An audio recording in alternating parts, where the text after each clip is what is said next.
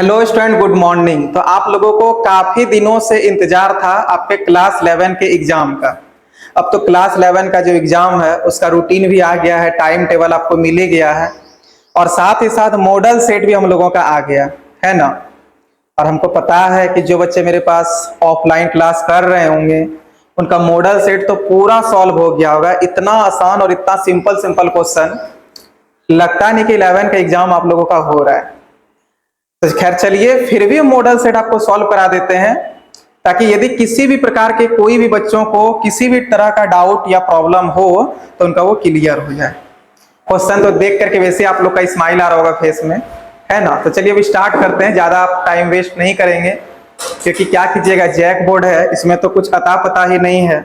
अब हम लोग का 12 स्टार्ट हो गया तब 11 का एग्जाम दिया जा रहा है। खैर चलिए, जैसे हो बस हो रहा है, यही बहुत अच्छा बात है।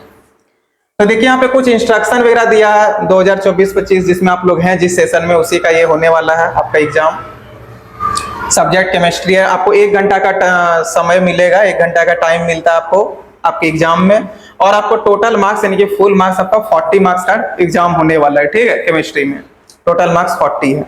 और बाकी बात वही, आप कुछ लिखा है कि इस प्रश्न पत्रों में कुल 40 प्रश्न है, सभी प्रश्न अनिवार्य है, मतलब आपको सबका आंसर लिखना है।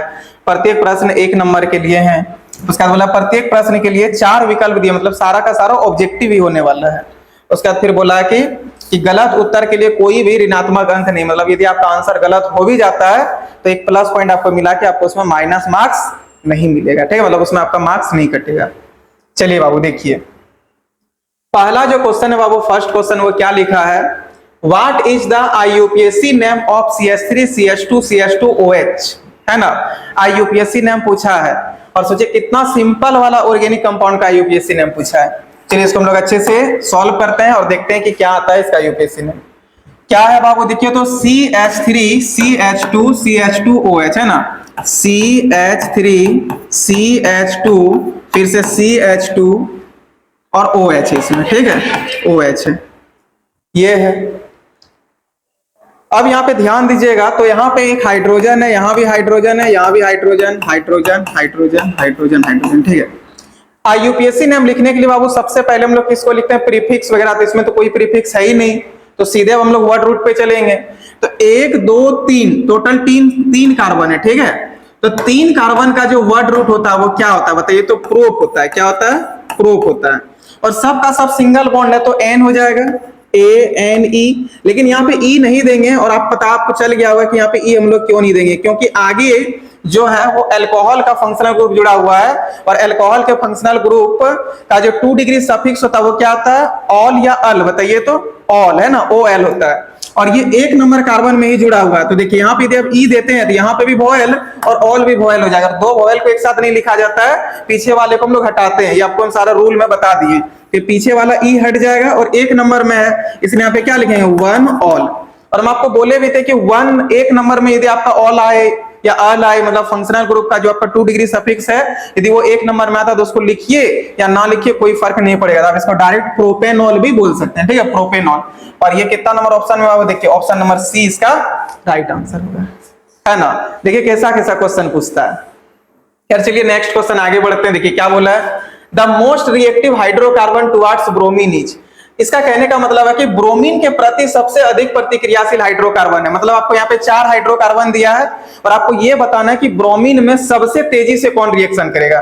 तो देखिए बाबू, यहाँ पे आपको निकालना पड़ेगा सबसे पहले हाइब्रिडाइजेशन, ठीक है। और याद कीजिए हाइब्रिडाइजेशन का फॉर्मूला क्या बताया, sigma bond plus lone pair, है ना। तो sigma bond plus lone pair, सबसे पहले हम लोग यहाँ पे हाइब्रिडाइजेशन फाइंड करेंगे और जिस कंपाउंड का हाइब्रिडाइजेशन sp होगा वही कंपाउंड सबसे तेजी से रिएक्शन करेगा, क्योंकि sp वाला सबसे ज्यादा स्पीड से रिएक्शन करता है। और याद कीजिए ऑर्गेनिक में सब सारा चीज हम आपको बता दिए, है ना। तो चलिए सबसे पहले हाइब्रिडाइजेशन निकालिए। देखिए इथीन है फर्स्ट नंबर में, क्या इथीन, मेथ ईथ, यानी कि 2 कार्बन के बारे में बात हो रहा है। तो C double bond C, ethene है ENE से पता चल गया कि कार्बन कार्बन के बीच में डबल बॉन्ड होगा। और बाबू इसको 4 बॉन्ड पूरा करवाना तो 2 हाइड्रोजन इसमें लटका दीजिए, है कि नहीं। अब इसका स्ट्रक्चर निकले इथाइन, और पता चल रहा है इथाइन है तो कंफर्म ट्रिपल बॉन्ड होगा, और दो ही कार्बन है, ईथ है, ईथ मींस कितना होता है, दो कार्बन, तो सी ट्रिपल बॉन्ड सी कर दिए, एक हाइड्रोजन, इसमें भी एक हाइड्रोजन, बेंजीन, और यहाँ पे इथेन है, ठीक है। तो इथेन मींस क्या हो गया, सिंगल बॉन्ड सबके बीच में होगा, एन का मतलब क्या हो गया, सिंगल बॉन्ड होगा, यानी कि एल्केन फैमिली में ये जा रहा है, और इथेन है यानी कि दो कार्बन ही है, चार बॉन्ड पूरा करा दीजिए सबका, क्लियर है। अब ये है बाबू बेंजीन, और बेंजीन का तो स्ट्रक्चर सबको पता होगा कि बेंजीन का एक स्पेशल स्ट्रक्चर होता है और बहुत सुंदर, ये हो गया आपका बेंजीन, क्लियर है। अब देखिए बाबू, सारा जो चारों कंपाउंड है ना, वो चारों कंपाउंड का हम लोग चारों कंपाउंड में से, मतलब ये चारों कंपाउंड में से हम लोग क्या करेंगे, सबका हाइब्रिडाइजेशन निकालेंगे कार्बन का, ठीक है। और जिस कार्बन का हाइब्रिडाइजेशन sp होगा वो कंपाउंड सबसे ज्यादा तेजी से रिएक्शन करेगा, किसके साथ, ब्रोमीन के साथ। तो चलिए यहाँ पे ध्यान दीजिएगा, सबसे पहले आप इसका हाइब्रिडाइजेशन निकालिए, ठीक है। तो हाइब्रिडाइजेशन का फॉर्मूला क्या था बाबू, sigma bond plus lone pair, और हम आपको बता दिए हैं कि कार्बन पे लोन पेयर नहीं होता है, ठीक है। तो बताइए इसमें सिग्मा बॉन्ड क्या है, वो है एक दो सिग्मा बॉन्ड, और एक तो सिग्मा बॉन्ड यहां पर है, क्योंकि डबल बॉन्ड में एक तो नीचे वाला सिग्मा बॉन्ड होता है, तो दो सिग्मा और एक सिग्मा, टोटल तीन सिग्मा हो गया, प्लस लोन पेयर कितना है, जीरो है, क्योंकि कार्बन पर लोन पेयर नहीं होता है। और तीन के लिए बताइए हाइब्रिडाइजेशन क्या बताए थे, S1P2 हम बोले हैं कि sp वाला सबसे ज्यादा तेजी से रिएक्शन करता है। इसमें ध्यान दीजिए बाबू, ठीक है। यहां पे यदि आप देखें तो ये हो गया एक सिंगल बॉन्ड यहाँ पे है और एक सिंगल बॉन्ड यहाँ पे है, ट्रिपल बॉन्ड में नीचे वाला सिंगल बॉन्ड होगा और दोनों ऊपर क्या हो जाएगा, पाई बॉन्ड हो जाएगा। तो एक सिग्मा यहाँ पे, एक सिग्मा यहाँ पे, हाइब्रिडाइजेशन निकालिएगा क्या हो जाएगा, सिग्मा एक और एक सिग्मा यहाँ पे, तो टोटल दो सिग्मा हो गया, लोन पेयर तो जीरो होता है, दो प्लस जीरो कीजिए दो ही होगा, और दो के लिए हाइब्रिडाइजेशन क्या बताए थे, बताइए तो S और P बताए थे। अब बाबू आगे आप चेक कीजिए ना कीजिए, पता चल गया sp सबसे ज्यादा रिएक्टिव यही होगा, इथाइन ही सबसे ज्यादा रिएक्टिव होगा ब्रोमीन के साथ रिएक्शन करने में, है ना, सबसे तेजी से ये रिएक्शन करेगा। अब बेंजीन का निकालिए, तो बेंजीन में इस कार्बन का निकालिए, ठीक है। तो ये जो कार्बन है, यहाँ पे जो कार्बन है बाबू, ये कार्बन देखिए यहाँ पे डबल बॉन्ड बना लिया, एक बॉन्ड यहाँ बनाया, एक बॉन्ड हाइड्रोजन के साथ बनाया है ना, टोटल चार बॉन्ड हो गया। अब देखिए हाइब्रिडाइजेशन का फॉर्मूला था sigma bond plus lone pair, तो डबल बॉन्ड में जो नीचे वाला बॉन्ड होता है बाबू, बताइए उसको क्या कहते हैं, सिग्मा बॉन्ड कहते हैं।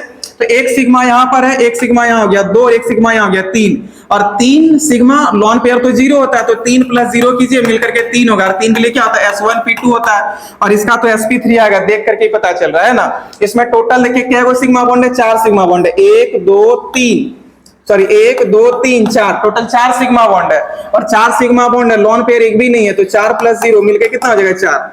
तो हाइब्रिडाइजेशन इसका 4 आया, और बताइए 4 जिसका हाइब्रिडाइजेशन होता है उसमें क्या बताए थे, S1P3, ये तो गया कम से, है कि नहीं। सबसे ज्यादा रिएक्टिव कौन हो जाएगा, sp, यानी कि ऑप्शन नंबर 20 का राइट होगा।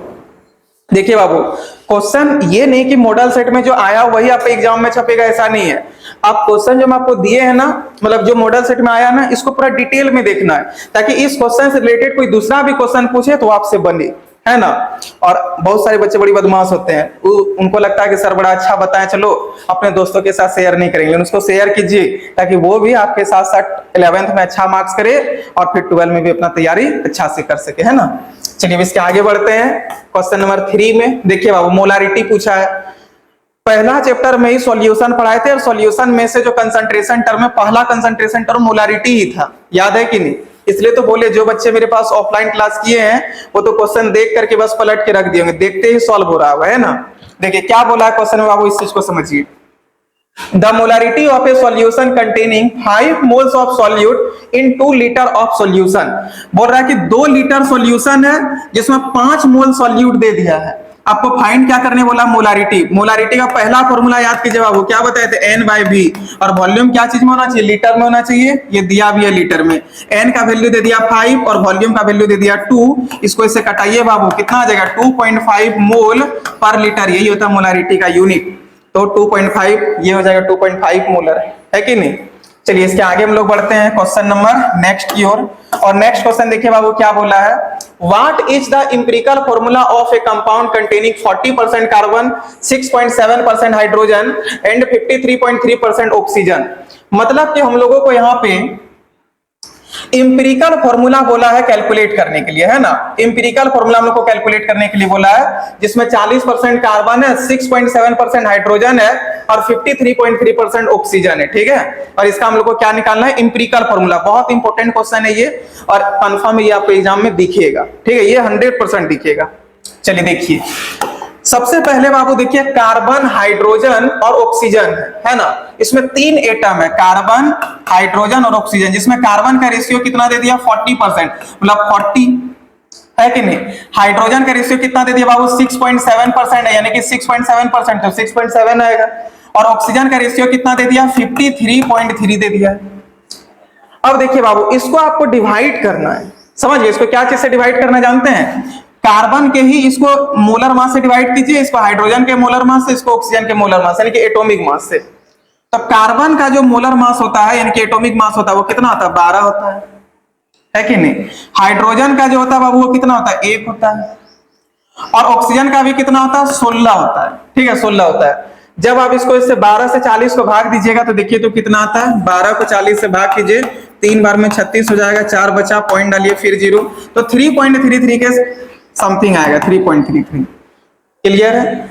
यहां पे बहुत 6.7 को 1 से डिवाइड कीजिए तो 6.7 ही हो जाएगा, और 53.3 को 16 से डिवाइड कीजिए, देखिए 16 को डिवाइड करेंगे 53.3 से, यानी कि 53.3 को आप जैसे 16 से डिवाइड करते हैं तो ये उड़ा 0 आ जाएगा। 160 भगा कर दीजिए 533, भाग कीजिएगा तो 4 बार में तो ज्यादा आ जाएगा, है ना, 4 बार में ज्यादा होगा, 3 बार में, 3 बार में कितना आ जाएगा, 480 होगा। तो बचेगा कितना, यहाँ पे 53 बचेगा ना, 3 हो गया, 13 में 8 5, और ये तो कैंसिल, पॉइंट के बदले फिर से एक 0 डालिए, ठीक है, फिर से 3 बार में जाएगा, इससे भी आने वाला है 3.33 आएगा। क्लियर है। देखिए बाबू, जब भी कभी आपको इंपिरिकल फॉर्मूला बोले तो जो भी आपको परसेंटेज दिया रहेगा उस परसेंटेज को उसी एटम के एटॉमिक मास से डिवाइड कीजिए, और डिवाइड करने के बाद इसमें जो सबसे छोटा वैल्यू दिखेगा वो सबसे छोटे वैल्यू से सबको डिवाइड कर देना है। तो बताइए, यहाँ पे 3.3, यहाँ पे 6.7, यहाँ पे 3.3, तो सब जगह तो मतलब ये दोनों तो छोटा ही है ना, ये दोनों 3.3 एक है, और 6.7 यहाँ पे, मतलब यहाँ पे जो सबसे छोटा वैल्यू वो 3.3 है। तो सारे को आप 3.3 से कर दीजिए डिवाइड, ठीक है, टोटल को 3.3 से डिवाइड कीजिए, इसको भी कीजिए, इसको भी कीजिए और इसको भी कीजिए।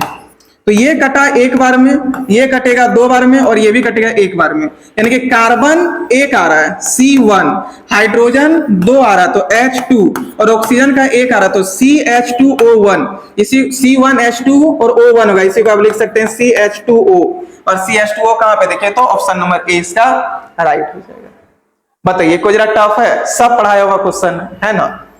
देखिए बाबू, नेक्स्ट क्वेश्चन क्या बोल रहा है, बोला था bond angle in NH3 is approximately, मतलब अब आपको बॉन्ड एंगल पूछा है, तो चलिए इसको बनाते हैं बॉन्ड एंगल। तो बॉन्ड एंगल निकालने के लिए सबसे पहले आपको क्या करना पड़ेगा बाबू, बताइए, तो इसका करना पड़ेगा हाइब्रिडाइजेशन, है ना, फिर आपको पता चलेगा कि कितना बॉन्ड एंगल इसका आएगा। तो NH3 का सबसे पहले आप हाइब्रिडाइजेशन कीजिए, ठीक है, NH3 का, और NH3 का हाइब्रिडाइजेशन करने के लिए सबसे पहले आपको इसका बनाना पड़ेगा स्ट्रक्चर। देखिए बाबू, आप डिटेल में समझिए अच्छे से, नाइट्रोजन आता है 7 नंबर में, है ना, एटॉमिक नंबर 7 होता है, कीजिए कॉन्फ़िगरेशन 2 5 होगा, जिसमें से 3 बॉन्ड ये बनाया है, इसका मतलब 3 इलेक्ट्रॉन इसका बॉन्डिंग में चले गया तो 2 इलेक्ट्रॉन बचा, इसलिए नाइट्रोजन पे क्या रहता है, एक लोन पेयर रहता है, ठीक है। बनाइए N, इस पे एक लोन पेयर हो गया, 2 इलेक्ट्रॉन तो खाली रह गया, 3 बॉन्ड बनाया, 1 2 3 हाइड्रोजन यहाँ पे ये लिया था। अब आप इसका हाइब्रिडाइजेशन निकालिए बाबू। हाइब्रिडाइजेशन का फॉर्मूला था sigma bond plus lone pair. Sigma bond 1 2 3 तो सिग्मा बॉन्ड है, और लोन पेयर कितना, इसमें 1 लोन पेयर है, तो 3 + 1 मिलके हो गया 4, और 4 के लिए था S1P3। लेकिन देखिए बाबू, S1P3 जब भी कभी आता है आपका हाइब्रिडाइजेशन, तब यहाँ पे जो आपका बॉन्ड एंगल बनता है वो कितना बनता है, 109 डिग्री 28 मिनट बनता है ना, 109 डिग्री 28 मिनट, ये हम आप लोग को बताएं, 109 डिग्री 28 मिनट बनेगा, है कि नहीं, 109 डिग्री 28 मिनट। लेकिन बाबू ये कब होता है जानते हैं, जब हाइब्रिडाइजेशन S1P3 होगा, और यहां पे भी हाइब्रिडाइजेशन S1P3 आया है, लेकिन बताइए ये जो S1P3 आया उसमें ये जो आपका नाइट्रोजन के ऊपर लोन पेयर है ये तो बॉन्डिंग में भाग नहीं लिया है, और जब ये बॉन्डिंग में भाग नहीं लेते हैं, खाली इलेक्ट्रॉन है, और इलेक्ट्रॉन फिर एक दूसरे को क्या करता है, रिपेल करता है, तो ये जो लोन पेयर है ना वो इसको और इसको रिपेल करेगा, और इसको रिपेल करता है कितना, तो 2 डिग्री तक वो रिपेल कर देता है। समझे। यदि ये हम लोग का अभी लॉन पेयर नहीं रहता, यदि ये रिएक्शन में भाग करके किसी के साथ रिएक्शन कर लिया रहता, तब 109 डिग्री 28 मिनट होता। लेकिन हाइब्रिडाइजेशन S1P3 आने के बाद भी 109 डिग्री 28 मिनट इसलिए नहीं लिखेंगे क्योंकि यहाँ पे 2 इलेक्ट्रॉन खाली है और ये दोनों इलेक्ट्रॉन जो है एक दूसरे को रिपेल करेगा और 2 डिग्री तक रिपेल कर देता है, मतलब 2 डिग्री तक वो सटा देगा एंगल को। तो बताइए 109 में 2 डिग्री माइनस कर दिए कितना हो जाएगा, 107 डिग्री 28 मिनट हो जाएगा, है ना। 107 डिग्री 28 मिनट, मिनट में नहीं दिया है यहाँ पे, 107 डिग्री, यानी कि ऑप्शन नंबर 20 का राइट हो जाएगा। तो समझ में आया। चलिए बाबू नेक्स्ट क्वेश्चन की ओर बढ़ते हैं। देखिए नेक्स्ट क्वेश्चन नंबर 7 क्या बोला है, the heat released when 1 mole of water is formed in A combustion. मतलब बोल रहा है कि जब हम लोग अभिक्रिया में 1 मोल जल बनता है, मतलब जब दहन अभिक्रिया होगा, कंबसन रिएक्शन होगा, तो 1 मोल पानी बनेगा। याद रखिए कितना मोल बोला, 1 मोल पानी बनता है, तो कितनी उष्मा उत्सर्जित होगी, यानी कि आपका कितना क्यू रिलीज होगा, वही हम लोग से पूछा है। हीट को हम लोग क्यू बोलते थे, कितना क्यू रिलीज होगा ये हम लोगों को पूछा गया है। तो देखिए बाबू ये आप याद रखिएगा, और हम आपको बोले भी थे कि जब भी कभी 1 मोल पानी बनेगा तो वहां पे 225 किलो जूल जो है एनर्जी बाहर होता है ना, 225 किलो जूल। और वही तो पूछा है कि कितनी उष्मा उत्सर्जित होती है, यानी कि हीट कितना हम लोग का निकलेगा वो पूछा। तो सॉरी 225 नहीं, 285, ठीक है, 285 किलो जूल जो है हर 1 मोल में क्या होता है, बाहर निकलता है, ठीक है। तो देखिए बाबू क्यू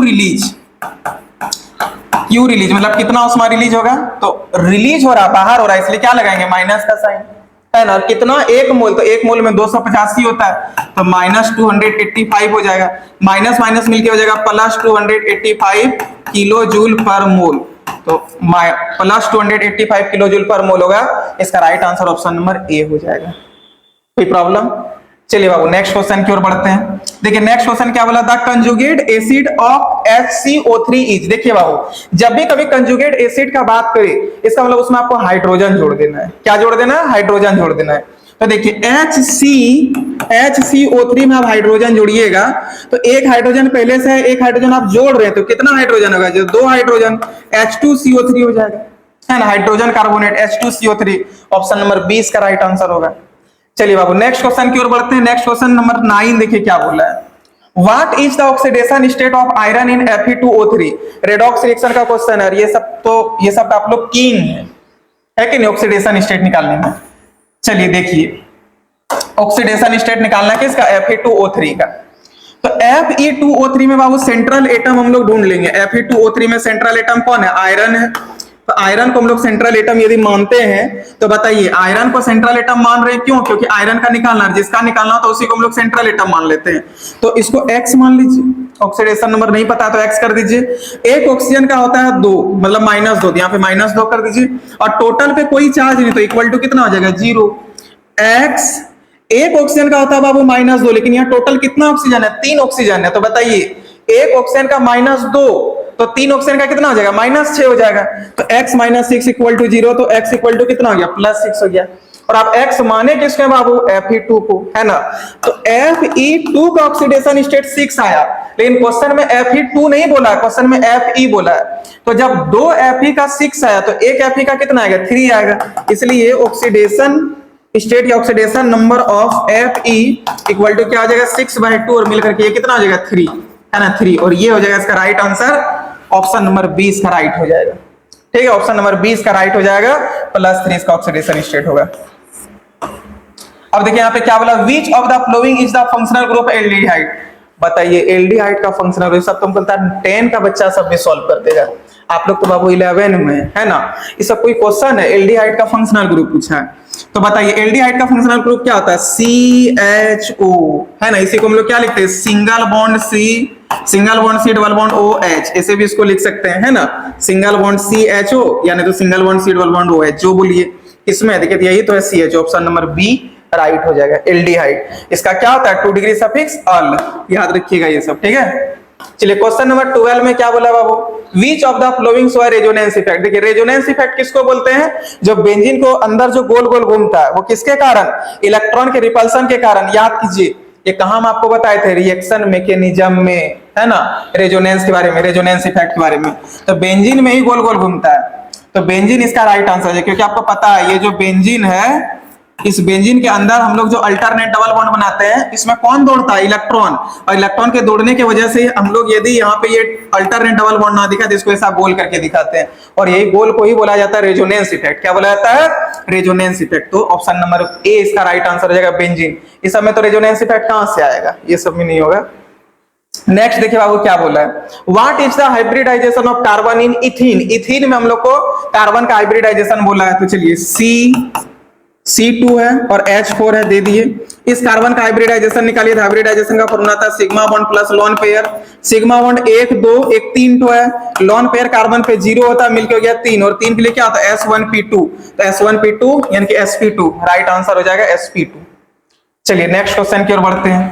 बताइए कहीं पे कुछ दिक्कत हो रहा है क्या? यदि कहीं पे कुछ भी दिक्कत हो, प्रॉब्लम हो, कुछ भी, कमेंट में आप हमसे पूछ लीजिएगा, सारा चीज का आंसर आपको बता देंगे यदि कुछ भी प्रॉब्लम हो तो।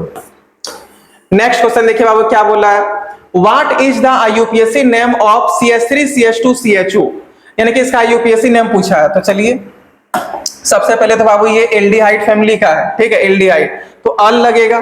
तो अल कौन कौन ऑप्शन में नहीं है? इसमें नहीं है, बाकी बात 3 ऑप्शन में। चलिए 1 2 3 कार्बन है, तो 3 कार्बन के लिए प्रोप होता है ना, और सब सिंगल बॉन्ड से जुड़ा तो एन हो जाएगा। 1 नंबर में और अल है, एल्डिहाइड है, तो 1 अल ये भी लिख सकते हैं, और या नहीं तो फिर आप इसको डायरेक्ट यदि यहाँ पे 1 नहीं लिखना चाहते तो प्रोपेनल ऐसा भी लिख सकते हैं ना, प्रोपेनल। तो प्रोपेनल किसमें? ऑप्शन नंबर ए। इसका बार स्ट्रक्चर बना लीजिए, देखिए CH फिर CH फिर C डबल बॉन्ड OH, और इसी को क्या बोलते हैं? एल्डिहाइड बोलते हैं, है ना। तो 1 2 3 कार्बन है तो प्रोप हो गया, सब सिंगल बॉन्ड है तो N हो गया, और 1 नंबर में एल्डिहाइड है तो 1 अल हो गया, इसलिए प्रोपेनल ऑप्शन नंबर ए इसका राइट आंसर हो जाएगा। देखिए बाबू नेक्स्ट क्वेश्चन क्या बोला है, the reaction of ethene with hydrogen in the presence of nickel is called.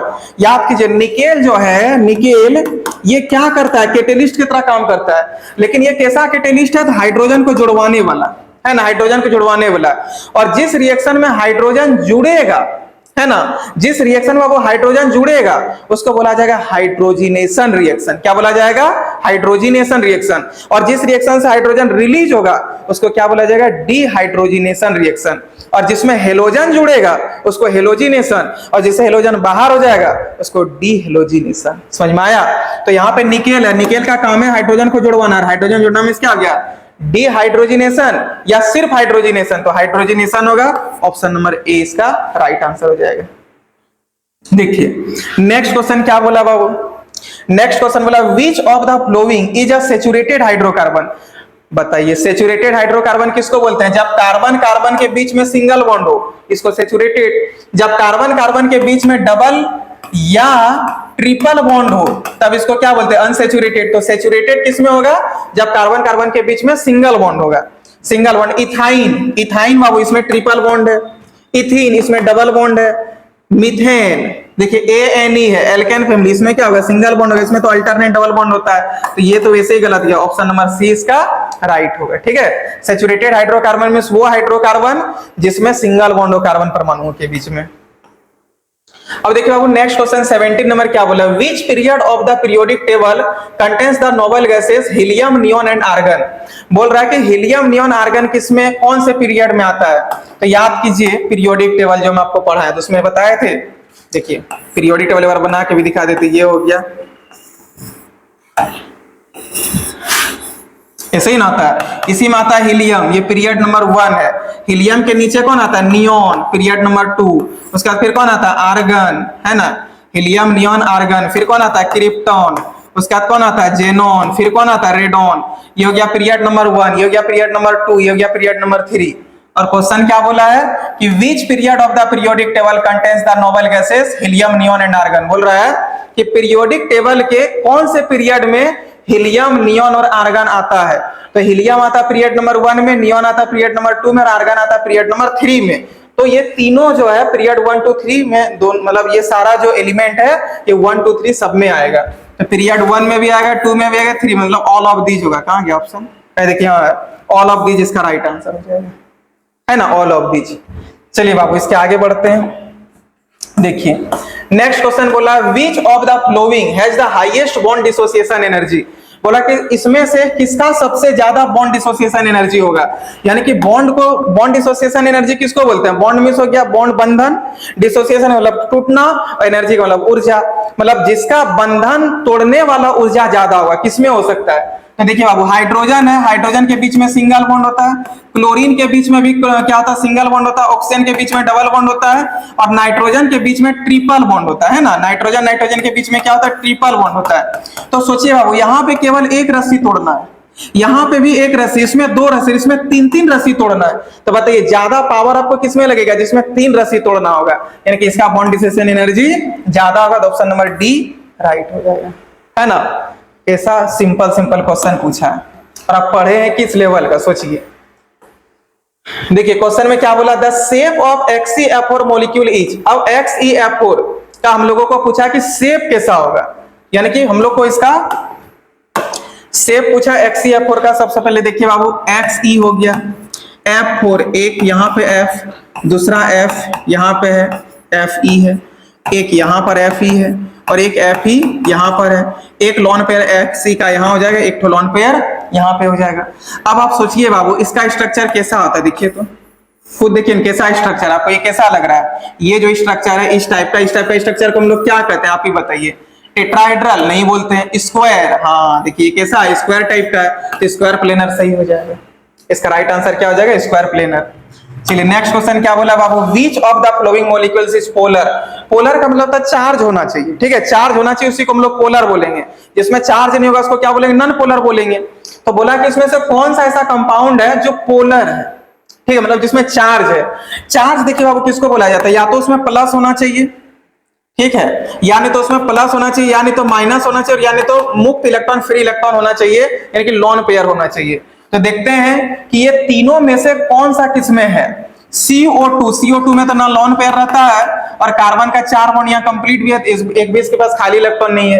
ये तो मीथेन है, इसका भी देखिए चारों हाइड्रोजन इसका बना हुआ, कोई दिक्कत नहीं है। नाइट्रोजन देखिए बाबू भी जस्ट बताइए 7 नंबर में आता है, कॉन्फ़िगरेशन कीजिए 2 5, लास्ट में इसका 5 इलेक्ट्रॉन है, यानी कि 5 इलेक्ट्रॉन बॉन्डिंग में दे सकता है, ठीक है, 5 इलेक्ट्रॉन, लेकिन बॉन्ड बनाया केवल 3, यानी कि तीने को इलेक्ट्रॉन यहां से बॉन्डिंग में गया है। तो बचा यहाँ पे एक्स्ट्रा कितना इलेक्ट्रॉन, 2 इलेक्ट्रॉन, है ना, 2 इलेक्ट्रॉन जो सो बॉन्डिंग में भाग नहीं ले पाया। तो N में 2 इलेक्ट्रॉन बच गया, 1 2 और 3 यहाँ पे हाइड्रोजन लटका हुआ है। देखिए 2 इलेक्ट्रॉन, यानी लॉन पेयर आ चुका है। हम बोले थे प्लस या माइनस या लॉन पेयर होना चाहिए, इसमें लॉन पेयर आ गया, कंफर्म है यही पोलर है। लेकिन इसमें भी देख लेते BF3 में, तो बोरॉन, बोरॉन आता है 5 नंबर में, कीजिए कॉन्फ़िगरेशन 2 3 होगा, यानी कि लास्ट में इसके पास 3 इलेक्ट्रॉन है, तो 3 इलेक्ट्रॉन बॉन्डिंग में दे सकता है क्योंकि इसका ऑक्टेट पूरा नहीं है। तो बोरॉन का बेचारा का 3 इलेक्ट्रॉन था, ये तीनों का तीनों तो दे दिया, तो कुछ बचा ही नहीं, सिर्फ बचा था कि इसमें नाइट्रोजन में ही लॉन पेयर था, यानी कि NH3 इसका राइट आंसर हो जाएगा। NH3 एक पोलर कंपाउंड होगा। कैसा कंपाउंड होगा, पोलर कंपाउंड होगा। चलिए बाबू next question, what is the molarity of a solution containing 5 gram of NaOH in 250 ml of solution. बोल रहा कि 50 ग्राम NaOH है, ठीक है, ध्यान दीजिए बाबू, 50 ग्राम NaOH है, इसको हम लोग मिलाए हैं पानी के साथ, है ना, पानी के साथ मिलाए होंगे तभी सॉल्यूशन बना है, पानी के साथ मिला और सॉल्यूशन बना, लेकिन वो सॉल्यूशन जो बना है 250 मिलीलीटर का बना है, यानी कि वॉल्यूम ऑफ सॉल्यूशन हम लोगों को दे दिया 250 मिलीलीटर और मास ऑफ सॉल्यूट दे दिया वो कितना, अच्छा 5 ग्राम है, 50 भी नहीं 5 ग्राम है। तो मास ऑफ सॉल्यूट है ना, मास ऑफ सॉल्यूट ये हम लोग को दे दिया 5 ग्राम और निकालने बोला मोलारिटी, कोई बात नहीं है, आप खुद सोचिए ना, मिलीलीटर में बोला है तो 1000 बाय वॉल्यूम ऑफ सॉल्यूशन का फॉर्मूला लेंगे, यानी कि मोलारिटी का 3rd नंबर फॉर्मूला याद है कि नहीं, मोलारिटी का 3rd नंबर फॉर्मूला याद कीजिए, क्या था, molarity equal to mass of solute by molar mass of solute, है ना, by molar mass of solute into 1000 बटे वॉल्यूम ऑफ सॉल्यूशन। क्या होता है बाबू, 1000 बटे वॉल्यूम ऑफ सॉल्यूशन। आप ही बताइए मास ऑफ सॉल्यूट कितना, 5 है, मोलर मास निकालिए NaOH का, कितना हो जाएगा 40, कितना होगा 40, फिर into 1000 by volume of solution, volume of solution कितना दे दिया 250 दिया, ये इससे कटेगा 4 बार में, ये इससे कटेगा 10 बार में और ये इससे कटेगा 0.5 बार में, तो 0.5 मोलर, ऑप्शन नंबर C इसका राइट हो जाएगा आंसर। अब देखिए बाबू नेक्स्ट क्वेश्चन, क्या बोला, विच of the flowing has the highest mass percentage of carbon, इनके किसमें मास परसेंटेज कार्बन का सबसे ज्यादा है ये कंपाउंड में, वो हम लोग से पूछा है। चलिए बाबू देख लेते हैं किसमें सबसे ज्यादा है। तो मास परसेंटेज यदि कार्बन का निकालना हो ना, सबसे पहले इसमें देखिए कितना कार्बन है, एक कार्बन है। मास परसेंटेज जब भी आपको कार्बन का निकालना होगा तो देखिए क्या तरीका, एक कार्बन है, एक कार्बन का मोलर मास यानी कि एटॉमिक मास कितना होगा, 12 है ना, 12 होता है। उसके बाद इसको डिवाइड कर देना है किससे जानते हैं, ये कार्बन जिस कंपाउंड में CH4 में, तो CH4 के मोलर मास से इसको डिवाइड कर देना है। तो CH4 का मोलर मास कितना होगा, कार्बन का 12 और एक हाइड्रोजन का 1 होता है, तो 4 हाइड्रोजन का 4 हो गया, तो मोलर मास कितना हो जाएगा 16। देखिए कैसे निकालते हैं, CH4 कार्बन 1 पीस है ना, लिखिए 1 इंटू कार्बन, हाइड्रोजन 4 पीस है, 4 गुने H। कार्बन का एटॉमिक मास कितना होता है बाबू 12, हाइड्रोजन का कितना होता है 1, सबको गुना करके जोड़िए कितना हो जाएगा 16। तो और कार्बन यहाँ पे 1 ही पीस है, 1 पीस कार्बन का एटॉमिक मास कितना होता है 12। परसेंटेज का मतलब कितना 100% है कि नहीं, 100 से करेंगे 100% से, तो आप खुद सोचिए 100%, तो यहाँ पे कितना हो जाएगा, कौन कौन कटेगा, ये कटेगा 3 का पारा से, अच्छा 4 का पारा से 3 बार में, ये कटेगा 4 बार में, ये से 25 बार में, इसमें आपका कार्बन आ गया 75%। कितना परसेंट आ गया बाबू 75 है ना, ये कटा 3 चौक 12 और ये 4 चौक 16, फिर ये 25, 25 या 75, मतलब 75% कार्बन किसमें, मीथेन में। इथेन में निकालिए, तो इसमें इथेन में कितना होगा, सबसे पहले इसका मोलर मास निकालिए, C2H6 है ना, C2H6 दो कार्बन है, 2 गुने कार्बन प्लस हाइड्रोजन 6 है, 6 गुने 1 हो जाएगा। कार्बन का कितना होता है बाबू 12 एटॉमिक मास होता है, तो 2 गुने 12 प्लस 6 गुने हाइड्रोजन का कितना होता है 1 होता है, सबको गुना करके जोड़िए, 12 दूनी 24 और 6 कितना हो जाएगा 30 हो जाएगा। तो इसका एटॉमिक मास 30 है ना, इसका एटॉमिक मास कितना है 30 है। फिर इसमें कार्बन 2 पीस है, तो 2 पीस कार्बन है, एक कार्बन का एटॉमिक मास होता है 12, तो 2 कार्बन के कितना हो जाएगा 24, फिर इंटू 100% कर दीजिए। अब देखिए कटेगा, 4 का पहाड़ा से कटेगा क्या, नहीं 6 का पहाड़ा से कटेगा 4 बार में, ये कटेगा 5 बार में, ये से कटेगा कितना बार में 20 बार में, 20 तो कितना हो गया 80, यानी कि इसका जो सो कार्बन परसेंटेज आ गया 80% आ गया। अब तुम बोलते आप दिमाग लगा लिए होंगे, इसका यही 2 बचा, तो ज्यादा किसमें होगा C4 में, का क्या ज्यादा कार्बन है, लेकिन फिर भी चलिए निकालते हैं। C3H8 है, तो C3H8 में बाबू आप हमको बताइए कि कार्बन जो है, कार्बन टोटल 3 कार्बन है और एक कार्बन का एटॉमिक मास 12 होता है, तो 3 कार्बन का कितना हो जाएगा 36 बटे, अब C3H8 का निकालिए एटॉमिक मास मतलब मोलर मास, तो कार्बन 3 है, तो 3 कार्बन का हो गया 36 और 8 हाइड्रोजन है, तो 8 36 8 कितना हो जाएगा 44 हो जाएगा ना, 44 इंटू 100%। कटेगा क्या, ये कौन सा पारा से कट सकता है बाबू, देखिए तो 2 से कटेगा 18 बार में, और ये 2 से कटेगा 22 बार में, फिर ये 2 से कटेगा 9 बार में, ये कटेगा 11 बार में। अब हो गया 900 बटे 11, 88 पॉइंट कुछ आएगा इसका आंसर, ठीक है, कितना आएगा आप कैलकुलेट करके देखिएगा ना, 88 पॉइंट कुछ आएगा, ठीक है, 88 पॉइंट कुछ जो भी आएगा समथिंग।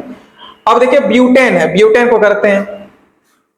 ब्यूटेन में 4 कार्बन है बाबू, एक कार्बन का एटॉमिक मास होता है 12, तो 4 कार्बन का हो जाएगा 48, उसका इसका निकालिए, तो एक कार्बन का 12 होता है, तो 4 कार्बन का 48 और एक हाइड्रोजन का 1 होता है मोलर मास एटॉमिक मास, लेकिन यहाँ 10 है, तो 48 और 10 कितना हो जाएगा 58, तो 58 इंटू 100% कीजिएगा, तो 480 बटे 58 आए, 480 बटे 58 है, भाग कीजिए, कितना बार में जा सकता है, 8 बार में तो नहीं जाएगा ना, हाँ चल जाएगा 8 बार में, 464 हो जाएगा।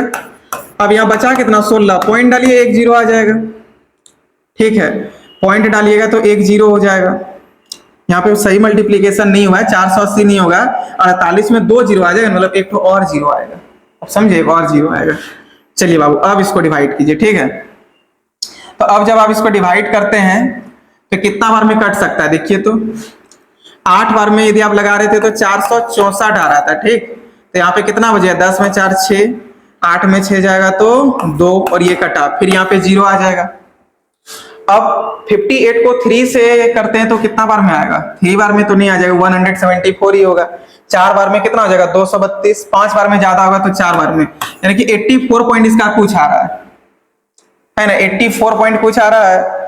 अब प्रोपेन वाला में कितना आ रहा था, प्रोपेन वाला में कुछ कम आना चाहिए, कितना हो गया देखिए, तो यहाँ पे 900 को 11 से भाग कीजिए, तो 11 से 900 को यदि हम लोग भाग करते हैं तो 11 88 हो गया, 2 बचेगा, फिर 0 तो 11 दूनी 22 नहीं, यहाँ पे 81 पॉइंट कुछ आएगा बाबू, ठीक है। इसका जो है इसका 81 पॉइंट कुछ आएगा और इसका 84 पॉइंट कुछ समथिंग आएगा। अब डिवाइड करके देखिएगा तो बताइए सबसे ज्यादा किसका, इसका हो गया 75%, इसका 80%, इसका 81% और इसका 84% के आसपास आ रहा है। तो सबसे ज्यादा किसका आ रहा है, 84%, यानी कि ब्यूटेन का सबसे ज्यादा आ रहा है। तो इसका राइट आंसर डी हो जाएगा, ठीक है। राइट आंसर क्या हो जाएगा, डी हो जाएगा। देखिए जब भी आपको किसी भी चीज का बोलेगा कि ये कंपाउंड है, इस कंपाउंड में इस चीज का आप हमको बताइए कि कितना मास परसेंटेज होगा, तो उसका निकालने का तरीका है कि उसमें जिस भी एटम का बोलेगा उसका एटॉमिक मास को ऊपर ले लीजिए, ठीक है। उसका एटॉमिक मास को ऊपर ले लीजिए और उस कंपाउंड के मोलर मास से डिवाइड कीजिए और इंटू 100% कर दीजिए, ठीक। यही है तरीका निकालने का। चलिए अब देखिए नेक्स्ट क्वेश्चन में क्या बोला है, what is the empirical formula of A compound with 40% carbon. ये तो अभी जस्ट बताए हैं, 40% कार्बन है, 6.7%, तो 6CH2O आया था, है ना। ये तो जस्ट बताया एम्पिरिकल फॉर्मूला। क्या इसको फिर से बताना पड़ेगा, अभी तो बताए ही है ना। आप खुद से एक बना लीजिए, होमवर्क रहा, सेम क्वेश्चन दे दिया है। अब देखिए बाबू यहाँ पे क्या बोला, which quantum number determines the shape of an orbital. याद कीजिए नोट पॉइंट में बताए हैं। फिर ये कौन सा चैप्टर का क्वेश्चन है पता है कि नहीं, एटॉमिक स्ट्रक्चर का। क्या क्वेश्चन बोला है बाबू कि which quantum number determines the shape of an orbital. बोल रहा है कि शेप के बारे में कौन सा क्वांटम नंबर बताता है। तो याद कीजिए एजीमुथल क्वांटम नंबर, इसका काम क्या था, शेप के बारे में बताना। तो इसका राइट आंसर कौन हो जाएगा, option number B, azimuthal quantum number, जिसको एल से डिनोट करते थे। इसका काम क्या था, शेप बताना, है ना, शेप बताना। तो ऑर्बिटल का शेप के बारे में कौन बताता है, एजीमुथल क्वांटम नंबर।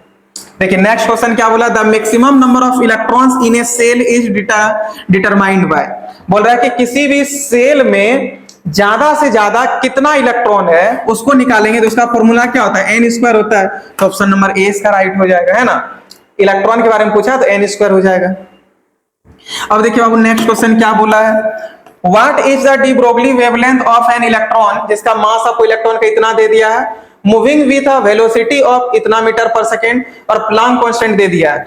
याद कीजिए डी ब्रोगली हाइपोथेसिस में हम आपको क्या बताए थे, और डी ब्रोगली हाइपोथेसिस ये भी किसका क्वेश्चन है, एटॉमिक स्ट्रक्चर का ही है ना, एटॉमिक स्ट्रक्चर का ही है। लेमडा बराबर बताएं बाबू h/mv। h में होता था प्लांक कांस्टेंट और प्लांक कांस्टेंट का यहाँ पे वैल्यू आपको दे दिया 6.63, 2 बताए थे इंटू 10 टू द पावर -34, तो 2 नहीं दिया था, आप टाइल लीजिएगा, रहने दीजिए।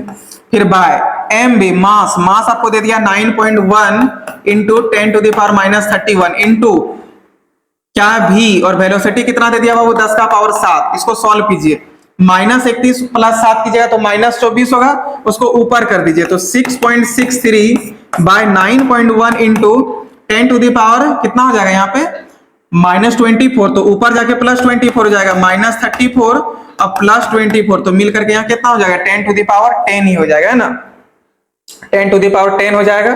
और जब आप ये पूरा को सॉल्व कीजिएगा तो 7.1 इंटू 10 टू द पावर -11 होगा, ठीक है, 7.3 आएगा, ठीक है, 7.3 into 10 to the power -11 metre, option number A होगा। अब इसको सॉल्व करके देखिएगा ना, 7.3 इंटू 10 टू द पावर -11 होगा, इसको से डिवाइड कर दीजिएगा। अब -10 आया था लेकिन एक पॉइंट इधर खिसकाइएगा तो यहाँ पे क्या आ जाएगा -11 हो जाएगा, ऐसा आएगा 0.73, तो इस पॉइंट को यहाँ पे खिसकाएंगे, ऐसा आएगा, देखिए 0.73 इंटू 10 टू द पावर -10 आएगा। तो इस पॉइंट को यहाँ पे लाइएगा तो कितना हो जाएगा, -1 इसमें बढ़ जाएगा, तो 10 का पावर -10 और 10 का पावर -1 मिलके कितना हो जाएगा 10 का पावर -11। ये हो गया इसका right answer, 7.3 into 10 to the power -11 metre.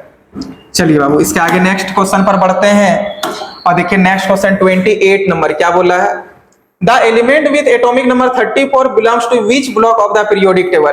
पूरा पीरियोडिक टेबल के कौन से ब्लॉक से, है ना, कौन से ब्लॉक से 34 जिसका एटॉमिक नंबर होगा वो कौन से ब्लॉक से बिलोंग करेगा, मतलब कौन से ब्लॉक में वो रहेगा, वही पूछा है, ठीक है। देखिए परमाणु संख्या 34 वाला तत्व आवर्त सारणी के किस ब्लॉक से संबंधित रखते हैं वो हम लोग को पूछा है। चलिए कोई बात नहीं, 1s2 2s2 2p6 3s2 3p6 4s2 और 3d10 यहां तक 30 होता है, लेकिन 3d के आगे क्या होगा ये पता करना पड़ेगा।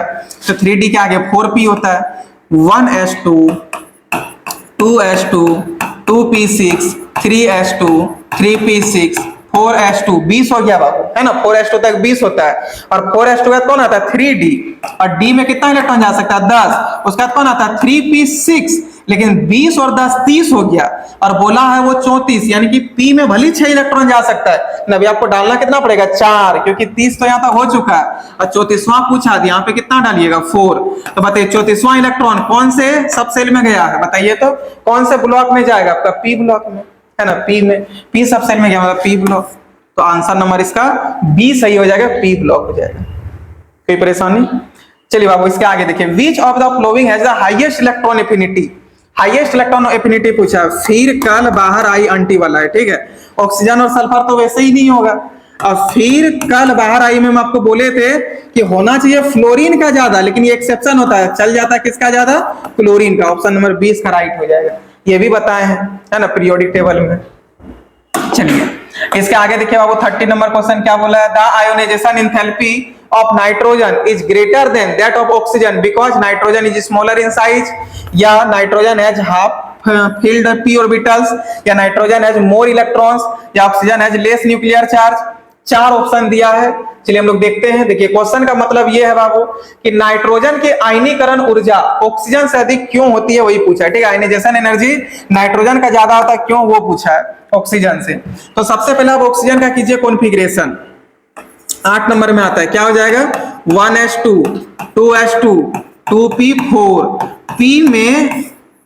P में टोटल 3 इलेक्ट्रॉन, मतलब 3 बॉक्स होता है, हर बॉक्स में आप 2-2 इलेक्ट्रॉन डाल सकते हैं। सबसे पहले बोला है क्लॉकवाइज में डालिए, है ना, तो क्लॉकवाइज में सबसे पहले डालिए, 3 हो गया, चौथा इलेक्ट्रॉन यहाँ पे आएगा। अब देखिए बाबू जो p ऑर्बिटल जो होता है, ये 3 केस हम आपको बताए थे, एक बताए थे फुल फील्ड, एक बताए थे हाफ फील्ड, एक बताए थे एनी अदर।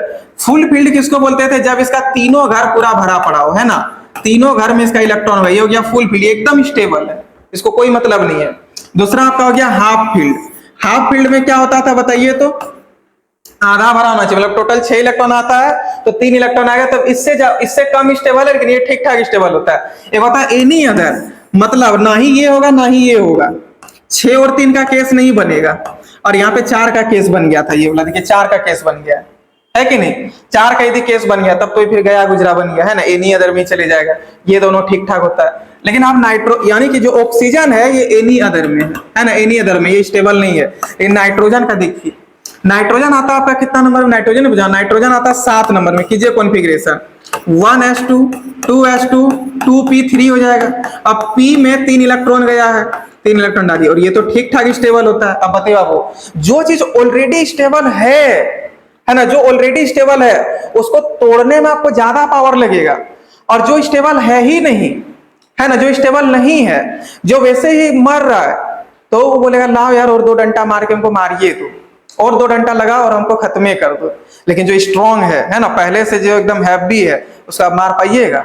आप जाइएगा उसको डंडा से मारने, वो आपको बंदूक से मार देगा, है कि नहीं। इसका मतलब बताइए ये दोनों में स्टेबल कौन है, नाइट्रोजन स्टेबल है या ऑक्सीजन स्टेबल है? तो ऑक्सीजन तो एनी अदर में चले गया बेचारा, ये तो गया, ये तो ज्यादा स्टेबल नहीं है। नाइट्रोजन ज्यादा स्टेबल है, और जो ज्यादा स्टेबल होगा उसको तोड़ने में ज्यादा पावर लगेगा, यानी कि उसमें एनर्जी आपको ज्यादा लगेगा। तो नाइट्रोजन में ज्यादा एनर्जी लगेगा तोड़ने में, ठीक है, क्योंकि ये ज्यादा स्टेबल है। क्यों ये ज्यादा स्टेबल हुआ? क्योंकि इसका हाफ फील्ड p ऑर्बिटल है, इसलिए ऑप्शन नंबर 20 का सही हो जाएगा। Nitrogen has half field p orbital, यानी कि नाइट्रोजन के पास क्या होता है, हाफ फील्ड p ऑर्बिटल होता है, इसलिए नाइट्रोजन का बॉन्ड डिसोसिएशन एनर्जी क्या हो जाएगा, ज्यादा हो जाएगा, या फिर आयनीकरण ऊर्जा क्या हो जाएगा आपका, ज्यादा हो जाएगा। क्लियर है? चलिए बाबू इसके आगे बढ़ते हैं। इसके आगे क्वेश्चन में क्या बोला, विच of the following is an alkaline earth metal. याद कीजिए ग्रुप नंबर 1A और ग्रुप नंबर 2A, है ना, ग्रुप नंबर 1A और group number 2A periodic table एक बना देते हैं छोटा सा, यहाँ पे ये हो गया बाबू, SI पीरियोडिक टेबल होता है ना, ये हो गया। अब बताइए इसमें 2 ग्रुप होता था, एक इसको बोलते थे 1A, इसको क्या बोलते हैं 2A। 1A में कौन आता है, हलीना करे रब से फरियाद, इसमें कौन आता है, बेटा मांगे कार स्कूटर बाबा राजी, है ना, बाबा राजी। अब आप खुद सोचिए बाबू, ये ग्रुप नंबर 2A को हम लोग क्या बोलते थे, अल्कलीन अर्थ मेटल भी इसको बोलते हैं, और ग्रुप नंबर 1A को क्या बोलते हैं, अल्कली मेटल, है ना, अल्कली मेटल, और इसको क्या बोलते हैं, अल्कलीन अर्थ मेटल। तो बताइए अल्कलीन अर्थ मेटल किसको बोला जाता है, बेटा मांगे कार स्कूटर को। तो बेटा मांगे कार स्कूटर, सोडियम तो नहीं होगा, देखिए बेटा मांगे मैग्नीशियम आ गया, एल्युमिनियम तो इसमें है ये नहीं है, और पोटासियम तो इसमें आता है। तो हम लोग को क्या पूछा था कि अल्कलीन अर्थ मेटल किसको कहते हैं, तो बेटा मांगे कार स्कूटर, ग्रुप नंबर 2 ए वाला को बोलते हैं। ऑप्शन नंबर 20 का राइट हो जाएगा। कोई दिक्कत? चलिए बाबू नेक्स्ट क्वेश्चन की ओर बढ़ते हैं। देखिए नेक्स्ट क्वेश्चन 32 नंबर क्या बोला है, the atomic radius of an element decreases across a period because, बोल रहा है कि एटॉमिक रेडियस किसी भी एलिमेंट का डिक्रीज होता है पीरियड में, क्यों, है ना, पीरियड में क्यों कम होता है। देखिए एक आवर्त में किसी तत्व की परमाणु त्रिज्या कम होती है, क्यों, आप खुद सोचिए बाबू, आवर्त में कम होगा, आवर्त हम लोग किसको बोलते हैं, पीरियड, है ना। जैसे ये वाला हो गया, यहाँ पे ध्यान दीजिएगा, जैसे ये हो गया, ये आपका पीरियोडिक टेबल हो गया ऐसा, ठीक है, ये ऐसा पीरियोडिक टेबल हो गया। अब देखिए बाबू, ऐसा खड़ा वाला को हम लोग क्या कहते हैं, पीरियड कहते हैं ना, ये जो खड़ा होता है इसको पीरियड कहते हैं, ये पीरियड सॉरी इसको ग्रुप कहते हैं, क्या कहते हैं, ग्रुप कहते हैं, खड़ा वाला को क्या कहते हैं, ग्रुप। और ऐसा जो सोया हुआ रहता है उसको क्या कहते हैं, पीरियड, है ना, सोया हुआ वाला को क्या कहते हैं, पीरियड कहते हैं। जिसमें ग्रुप का संख्या कितना था 18 और पीरियड का संख्या कितना था 7 होता है। तो बताइए पीरियड में जब हम लोग इधर से इधर जाएंगे, आवर्त में जब हम लोग इधर से इधर जाएंगे, पीरियड में जब इधर से इधर जाएंगे, तो क्या होता था, एक इलेक्ट्रॉन भी बढ़ता है और एक प्रोटॉन भी बढ़ता है ना, दोनों बढ़ता है, एक इलेक्ट्रॉन भी बढ़ता है, एक प्रोटॉन भी बढ़ता है। लेकिन याद कीजिए नाभिक में जो प्रोटॉन बढ़ता था वो अपनी ओर ज्यादा अट्रैक्ट करता था, है ना, शील्डिंग इफेक्ट जो होता था वो कम होता था प्रोटॉन के तुलना में। तो शील्डिंग इफेक्ट कम, आपका जो इफेक्टिव न्यूक्लियर चार्ज होता है वो ज्यादा होता है। इफेक्टिव न्यूक्लियर चार्ज क्या होता है बताइए, तो न्यूक्लियस की तरफ खींचने वाला, और जब न्यूक्लियस की तरफ खींचेगा, अपने तरफ खींचेगा, तो उधर साइज क्या होते जाएगा, छोटा होते जाएगा। इसका मतलब जेड इफेक्टिव जो होता है वो ज्यादा हो जाता है, यानी कि जेड का मान ज्यादा हो जाता था, इसलिए साइज क्या हो जाता है, कम हो जाता है। तो क्या है, न्यूक्लियर चार्ज इंक्रीजेज, हाँ यही तो होगा, न्यूक्लियर चार्ज इंक्रीजेज। जैसे जैसे आप जाइएगा लेफ्ट से राइट तो न्यूक्लियर चार्ज आपका क्या होगा, बढ़ता जाएगा, है ना। तो जेड इफेक्टिव का भी मान बढ़ जाता था, स्क्रीनिंग इफेक्ट का मान क्या होता था, घटता था। तो जब आप माइनस करते थे, जो जेड इफेक्टिव निकालते थे, तो क्या हो जाता था, वो ग्रेटर होता था। ग्रेटर होगा मतलब अपनी ओर खींचेगा, और अपनी ओर खींचेगा तो साइज क्या हो जाएगा, छोटा हो जाएगा। चलिए बाबू अब इसके आगे बढ़ते हैं। In the reaction 2Na plus Cl2 में बोला है कि which substance is oxidised. Oxidised means क्या होता है बताइए, तो या तो ऑक्सीजन का जुड़ जाना और यानी तो आपका जो ऑक्सीडेशन नंबर है उनका बढ़ जाना। तो देखते हैं इसमें से दोनों में से क्या हो रहा है। Na plus Cl2 से 2NaCl ये बना है।